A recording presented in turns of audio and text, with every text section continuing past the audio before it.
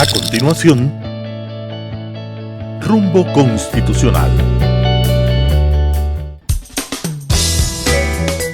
Clasificación B, bajo supervisión de un adulto.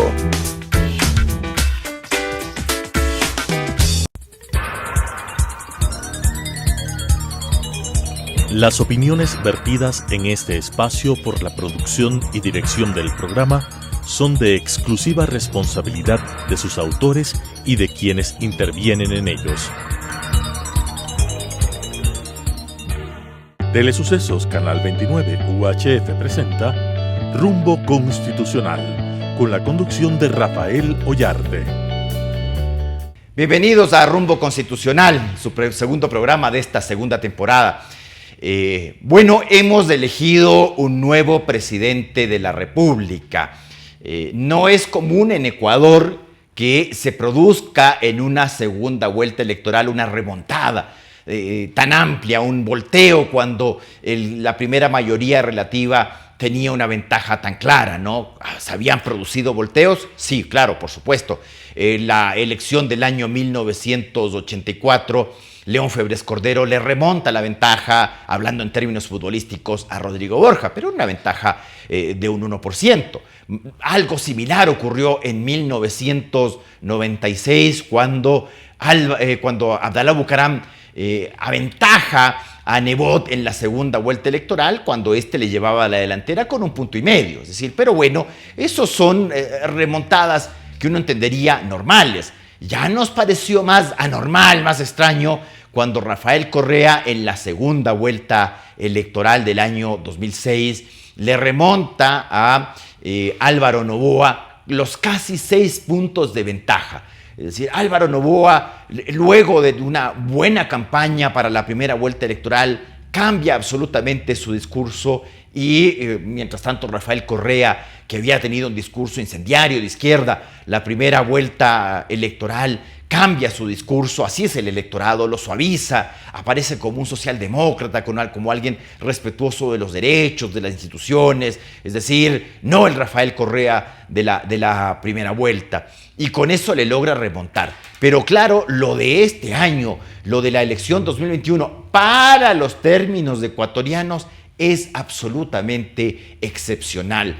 13 puntos de ventaja que son desechos en la segunda vuelta electoral, porque no es que Guillermo Lasso gana con un resultado tan apretado, además, como se esperaba. Es decir, algo se hablaba de que Guillermo Lasso se había recuperado y mucho, pero no para terminar con un resultado que en números redondos sería un 53-47. Es bastante. Bueno, eso también quiere decir que la gente sí se deja influir mucho por las campañas electorales y que en la segunda vuelta electoral el voto rechazo habla y habla mucho. Es decir, ojo, en la primera vuelta electoral, de modo general, usted vota, todos votamos por el candidato que nos parece más cercano a nuestras ideas, aunque a veces no nos simpatice mucho. Entonces uno dice, bueno, dentro de todo el espectro que hay, este es el que más se asimila a lo que yo quiero. De lo contrario, voto nulo en blanco. Si me da lo mismo, voto en blanco. Si rechazo a todos el sistema, voto nulo. Pero de modo general, tiene un voto positivo, En la segunda vuelta electoral no ocurre eso. En la segunda vuelta electoral opera mucho el voto negativo. Claro, uno entiende que la gente que votó por Arauz en la primera lo hace por Arauz en la segunda, y la gente que vota por Lasso en la primera vota por Lasso en la segunda, salvo que tu candidato haga las cosas tan mal al estilo Álvaro Noboa en el año 2006 que la gente cambie absolutamente su tendencia. Pero bueno, hay que tomar en cuenta que eso tiene muchas limitantes. ¿Qué limitantes? Primero, Guillermo Lasso no tiene una mayoría legislativa. ¿Eso le afectará al gobierno?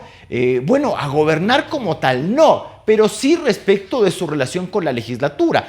Guillermo Lasso ha dado ya unos avances respecto de propuestas que él quiere cumplir: la eliminación del Consejo de Participación Ciudadana, la eliminación de la CENESID, la derogación o amplia reforma a la ley de comunicación. Para lograr las tres cosas requerirá de un altísimo consenso parlamentario.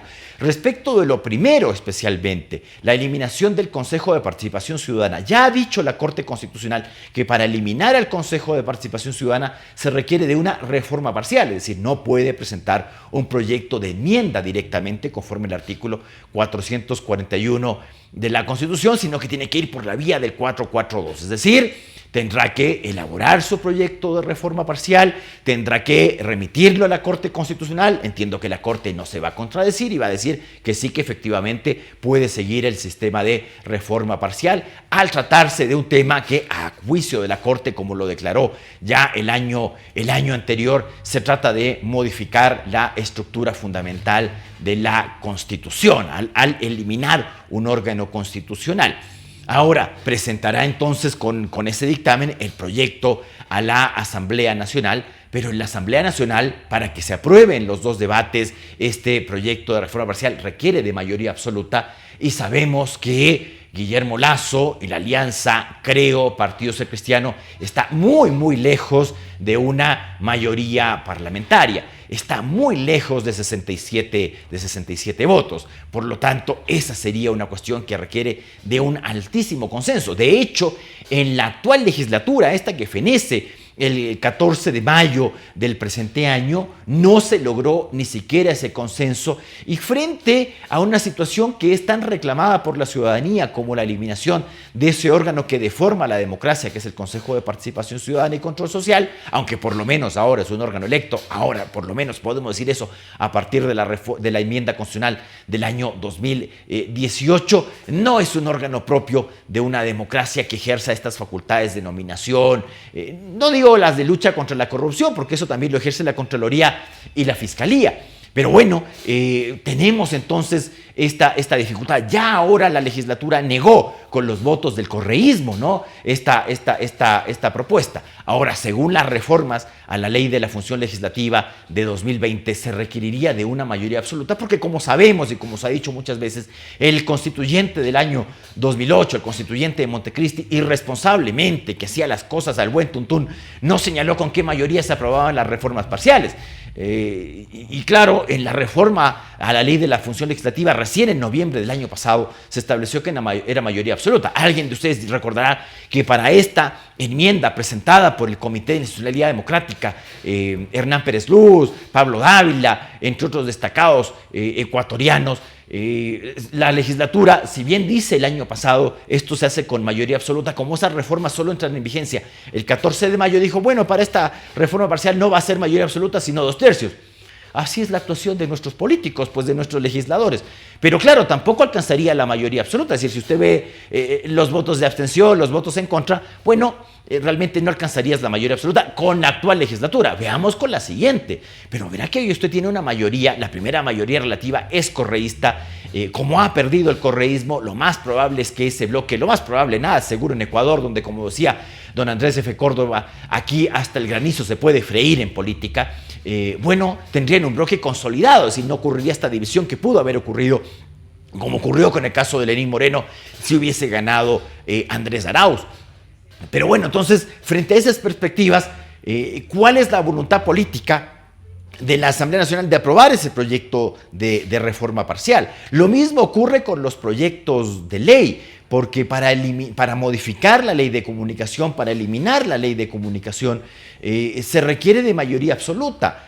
Claro, usted ve que también la irresponsable Constitución de Montecristi no te dice con cuánto se aprueba, modifica o deroga la ley ordinaria, sino solo la orgánica con mayoría absoluta, aunque el artículo 53 de la Ley de la Función Legislativa dice que ambas leyes, las orgánicas y las ordinarias, se aprueban, modifican o niegan con mayoría absoluta, es decir, mitad más uno del total de los integrantes del órgano legislativo. ¿Tienes esa mayoría? ¿Te darán los votos para modificar la ley de comunicación? Tal vez sí Pachacuti, porque les ha afectado esa ley de comunicación. Esperemos que no se trate de una derogación total de la ley de comunicación, porque claro, ahí hay derechos fundamentales regulados, tal vez se puede modificar, como el derecho a la réplica, a la respuesta, el derecho a la reserva de la fuente, el derecho a la cláusula de conciencia, y estas cuestiones que son fundamentales en el derecho de expresión a través de medios de comunicación social. Pero bueno, no tienes tú una mayoría legislativa, no es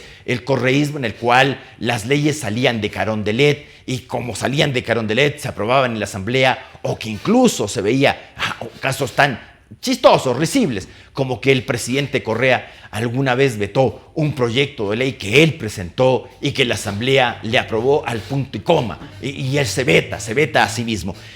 Bueno, esas cosas no se verán ahora, porque las leyes tendrán que tener un amplio consenso. Lo mismo ocurrirá con la famosa, entre comillas, yo creo que mal llamada, creo que es un error del presidente Guillermo Lasso decir que se va a eliminar la CENESID. La CENESID no es un órgano de la función ejecutiva creada mediante decreto, conforme el estatuto administrativo y conforme esas facultades que tiene el presidente de la República para organizar la función ejecutiva, conforme el artículo 147, número 13 de nuestra Constitución. Entonces no se trata del ejercicio de la potestad reglamentaria autónoma, la creación de la CENESID, no se trata de una dependencia X de la función ejecutiva que usted crea o desaparece a su gusto y color, por así decirlo, sino que se trata de un órgano creado mediante ley. Entonces alguien dirá, bueno, pero ahí hay varios órganos creados mediante ley que han desaparecido en virtud de decretos ejecutivos, sí, a través de este ejercicio de entender que como el presidente de la República organiza la función ejecutiva, él puede desaparecer incluso órganos creados mediante ley. Así ha ocurrido en el pasado, así ocurrió en el correísmo, así no solamente en el correísmo, también ocurrió con anterioridad, desde la presidencia de Sixto Durán Ballén, es decir, estamos hablando de hace hartos años, casi más de un cuarto de siglo en que se ha visto esa actuación, casi 30 años. Pero bueno, aquí hay un problema. Es la Constitución la que te ordena tener dos órganos dentro del sistema de educación superior. Uno, según el artículo 353, número 1 de nuestra Constitución, el órgano de planificación, el órgano de regulación y coordinación de la educación superior, lo que actualmente hace la CENESID, y el órgano de aseguramiento de la calidad de la educación, ese órgano que actualmente se llama CASES, ¿no? El antiguo CEACES, porque nosotros para cambiarle de nombre a las instituciones tenemos, ¿no? Ahora, yo supongo que la idea de Guillermo Lasso no es cambiar pues precisamente el nombre del CENESID y llamarle cualquier cosa, ¿no? En vez de Secretaría Nacional de Ciencia y Educación Superior, llamarle, no sé, como antiguamente, con UEP, con ESUP, es decir, por cambios de nombres ya tenemos, ¿no? Pero tiene que existir el órgano de regulación. Creo que hay un error en la oferta presidencial, porque una cosa es decir, tenemos problemas con el examen de ingreso a las universidades, y otra cosa es decir, vamos a desaparecer un órgano. Ese órgano donde usted va y que es un órgano problemático muchas veces, ¿no? Con estas cuestiones de algunos sí le inscribo en título y a otro no. Este título no, le pongo una marquita de título propio y a otro no. Dicto resoluciones con efecto retro. Es decir, sí, problemas hay, pero ¿acaso los problemas que existen respecto de la educación superior, el ingreso a las universidades, o los problemas que existen respecto de la acreditación de carreras, de acreditación de universidades, de acreditación de programas, es un problema de que exista o no exista el CASES o el CENESID? No, creo que la cosa va por otra parte, pero si en todo caso se quiere eliminar la CENESID, deberá modificar la Constitución. Yo no sé si la Corte Constitucional en este caso le exigirá derechamente una reforma parcial, porque, insisto, la Constitución no es que crea derechamente el CENESID o el CASES, pero sí dice que deben existir estos dos órganos. Entonces tal vez la Corte no diga lo que dice respecto del Consejo de Participación Ciudadana, que sí es un órgano directamente creado por la Constitución, cuyos forma de nombramiento, integración y funciones están directamente señaladas en la Constitución, y que este caso se podría hacer a través de una enmienda. Tal vez por ahí podría salir el tema, pero ¿es esa la solución? Es un problema complicado. Bueno, entonces el presidente de la República, claro que tiene facultades en materia legislativa, claro que tiene facultades en materia constituyente, pero él no define finalmente qué leyes se aprueban o no se aprueban. Tiene mucho que hacer respecto de sus facultades de veto. Alguien ha dicho que estas facultades de veto y este hiperpresidencialismo, en virtud de que el presidente de la República, vetando un proyecto de ley y presentando el texto alternativo, prácticamente fuerza a la legislatura a que eso sea la ley. Claro, especialmente si tuvo una asamblea dispersa, porque claro, cuando el presidente de la República veta un proyecto de ley parcialmente y presenta el texto alternativo, la legislatura solo tiene dos funciones. Una, allanarse con simple mayoría, es decir, la mitad más uno de los presentes en la sesión, no la mayoría absoluta, es decir, no la mitad más uno del total, sino la simple mayoría, mitad más uno de los presentes en la sesión, allanarse al texto alternativo producto del veto presidencial. Pero si la Asamblea quiere insistir, quiere ratificar, como dice nuestra Constitución, su proyecto de ley inicial, tendría que aprobar esa moción con las 2/3 partes del total, lo que nuestra ley de la función legislativa reformada en el año 2020 mal llama mayoría calificada. Mayoría calificada doctrinariamente es cualquier mayoría que no sea simple, pero bueno, aquí se ha dicho que 2/3. Entonces el día de mañana se nos ocurre que hay quórums de 3/5 o 4/7, como ocurre en otros países. ¿Cómo le llamaremos? Mayoría cuasi calificada, mega calificada, no entiendo. Pero bueno, requiere 2/3 para pronunciarse en contra de un veto presidencial. No sé si la idea del presidente Lasso sea la idea de legislar a punta de veto. En eso la Corte Cervecera, la anterior constitucional, dejó las puertas muy abiertas, incluso contra norma expresa, esta cosa de agregar materia nueva en los vetos, impidiendo uno el doble debate, porque en los vetos no hay un doble debate, sino un debate único, y además metiendo materia para que la Asamblea no pueda oponerse a ella, porque una cosa es presentar un proyecto de ley y someterse a que la Asamblea te lo apruebe, modifique o hasta te lo niegue. Y si te lo niega, no tienes ningún veto. Y otra cosa es esto de aprovechar los vetos, como hacía el propio Rafael Correa, una cuestión increíble, porque él tenía mayoría parlamentaria, siempre tuvo mayoría parlamentaria. Entonces no entendía por qué hacía estas cosas y por qué la Corte Constitucional Cervecera se lo permitía. Es decir, se aprobaba un proyecto de ley tributario y el presidente de la República vetaba y metía reformas al Código de Procedimiento Civil. O sea, nada que ver. O en la ley de justicia laboral, meter cosas referidas a los temas de las coactivas a través del veto, materia ajena, claro, algo que está prohibido expresamente por la Constitución, es decir, no solamente por esta idea de que impide el doble debate, que modifica las mayorías legislativas para, en este caso, no aprobar, sino rechazar la propuesta presidencial, sino que es una cuestión expresamente prohibida, pues, en el artículo 138 de la Constitución. En el veto no se puede agregar materia ajena a la idea de legislar, pero bueno, se lo hacía. No creo que el presidente Lasso vaya por esa vía, o tal vez la excesiva oposición ciega y férrea a un gobierno, porque esa es la realidad ecuatoriana. Es decir, yo no quiero mancharme con el gobierno, y si el gobierno fracasa, yo no quiero ser parte del fracaso. Y cualquier idea de acuerdo legislativo se puede ver como una alianza entre X bloque con el gobierno de Guillermo Lasso. Entonces la legislación va a ser una cuestión complicada. El presidente se ha hablado, lo dijo, y voy a dar el nombre, Jorge Ortiz dijo una cosa que a mí me llamó mucho la atención, de que tal vez el 24 de mayo Correa estaría esperando un indulto por parte del presidente Lasso para resarcir todas estas luchas políticas tan ácidas que tenemos en el Ecuador. Bueno, sí, más allá del tema político, porque yo también me sorprendí, casi salto cuando escuché ese señalamiento de Jorge Ortiz en un programa en la televisión, no sé si pública o estatal, pero de un canal incautado. Pero bueno, puede, más allá de la política y de la conveniencia, y si sería en realidad o no una torpeza política, me refiero, la toma de esa clase de decisiones, un indulto a Rafael Correa. ¿Se puede hacer eso? Bueno, el presidente de la República puede indultar, rebajar o conmutar las penas. Indultar quiere decir, según el artículo 147, número 18 de la Constitución, indultar quiere decir remitir la pena, es decir, perdonar, condonar una pena. Es decir, usted ha sido condenado y usted, el presidente de la República, lo que antiguamente llamamos el derecho de gracia, que no es un derecho, es una potestad, según la ley de gracia, se ha dicho que no está vigente la ley de gracia, por si acaso, pero en todo caso el presidente de la República dice, te perdono. Hay una diferencia entre esta facultad de indulto presidencial y la facultad de indulto que tiene, según el artículo 120, número 13 de la Constitución ecuatoriana, del indulto parlamentario. ¿Cuál es la gran diferencia? Que la Asamblea solo puede indultar por motivos humanitarios.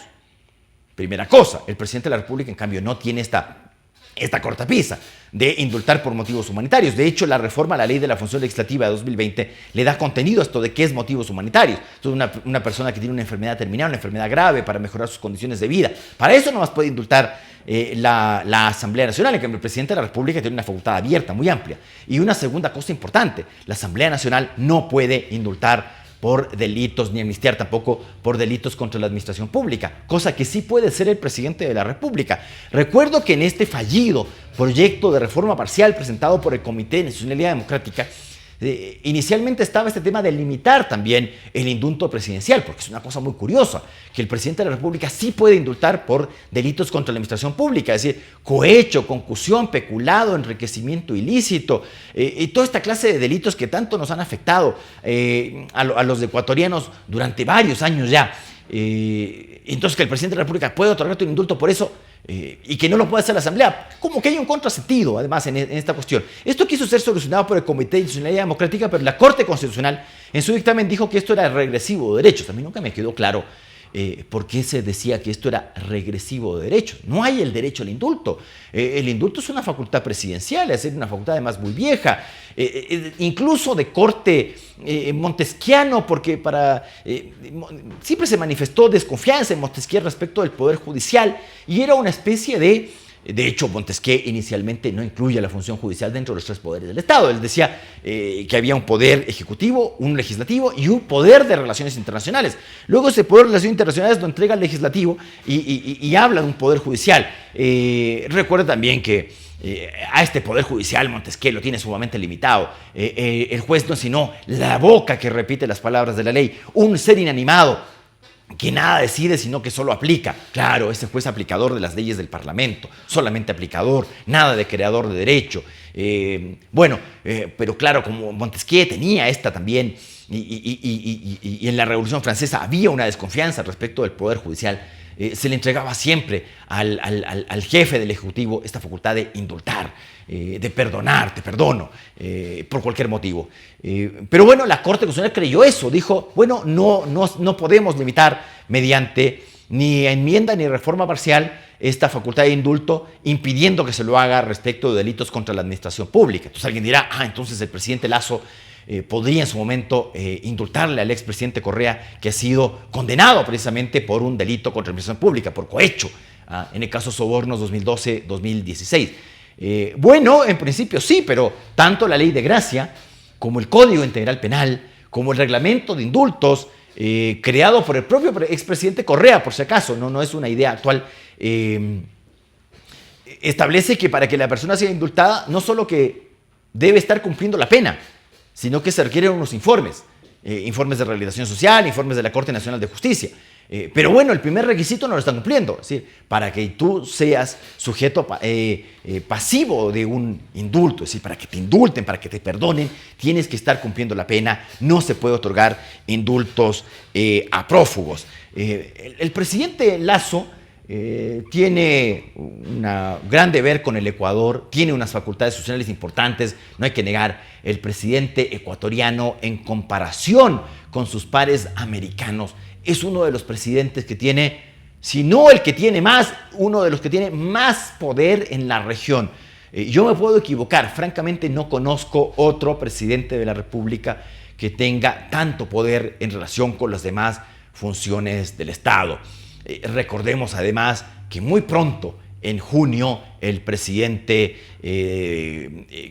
Lasso y la nueva Asamblea Nacional y la función de transparencia, que ahora está pasando por duros momentos con el tema de Pablo Celi, tienen que presentar ya sus delegados para la renovación parcial de la Corte Constitucional. Es decir, la Corte Constitucional en febrero del próximo año tiene que ya tener su primera renovación parcial. Es decir, 3 miembros de la actual Corte Constitucional se irán por sorteo e ingresarán 3 nuevos miembros nombrados por esta comisión de calificación, cosa que hablaremos la próxima semana. Un abrazo. Telesucesos Canal 29 UHF presentó Rumbo Constitucional.